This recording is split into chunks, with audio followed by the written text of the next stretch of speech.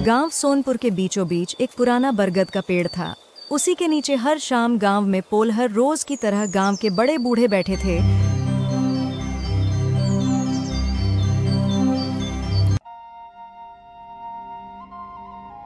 उसी बरगद के पास एक दिन एक ऑटो आकर रुकता है। अरे देखो, लगता है कोई बाहर का आदमी आया है।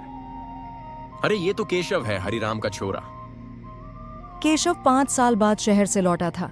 मास्टर जी ने ऊपर से नीचे तक देखा और कहा, शहर में पढ़ लिख कर आया है या बस कपड़े बदल लिए?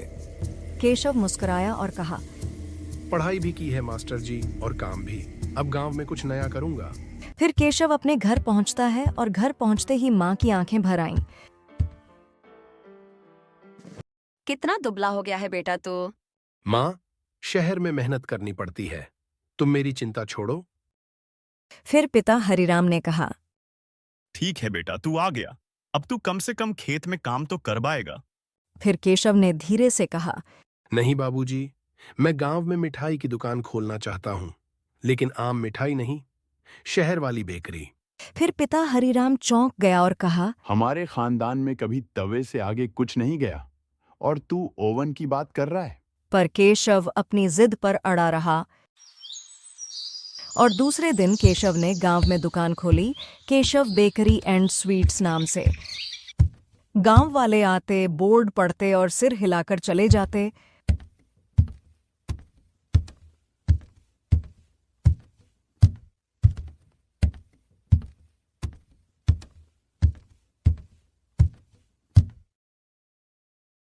अरे ये केक क्या होता है? लगता है फैक्ट्री की कोई दवा है। हम नहीं खाएंगे, हम तो गुड़ की जलेबी खाएंगे।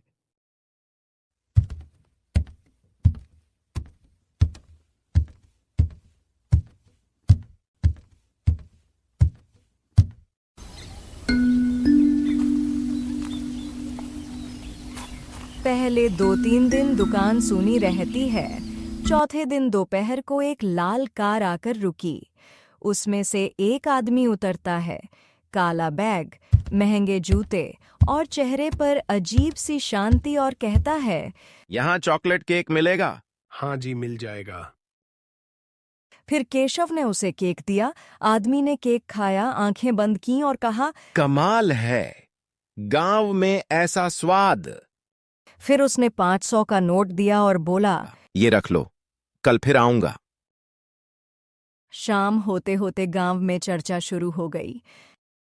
अरे वो आदमी केशव की दुकान पर आया था, वो मुझे सही नहीं लग रहा है। और वो काले बैग में क्या था? पक्का कोई बड़ा आदमी है। अगली सुबह पुलिस की जीप गांव में घुसती है और उसमें से इंस्पेक्टर वर्मा उतरते हैं और इंस्पेक्टर वर्मा ने सरपंच से कहा, सरपंच जी, एक बड़ा ठग इस इलाके में छिपा है। नाम है राजन मलिक। करोड़ों की ठगी करके फरार है।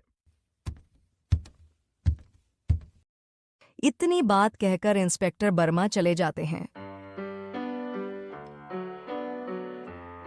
ये बात केशव को पता चलती है और केशव का दिल दहल जाता और सोचता है, अरे भगवान, मैंने कैसे आदमी को केक दे दी? कहीं मैं तो नहीं फंस जाऊं।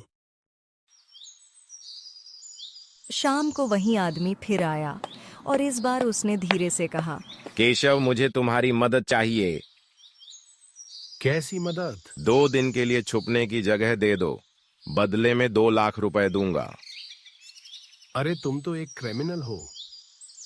राजन ने भावुक आवाज में कहा, मैं निर्दोष हूँ, असल गुनहगार किसी मंत्री का बेटा है।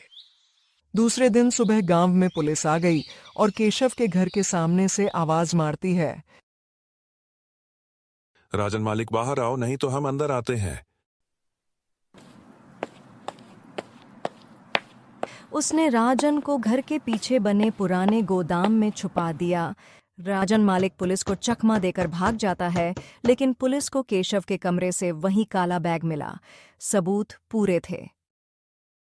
केशव, मैं तुम्हें गिरफ्तार करता हूं। तुमने एक क्रिमिनल को छुपाया। चलो मेरे साथ।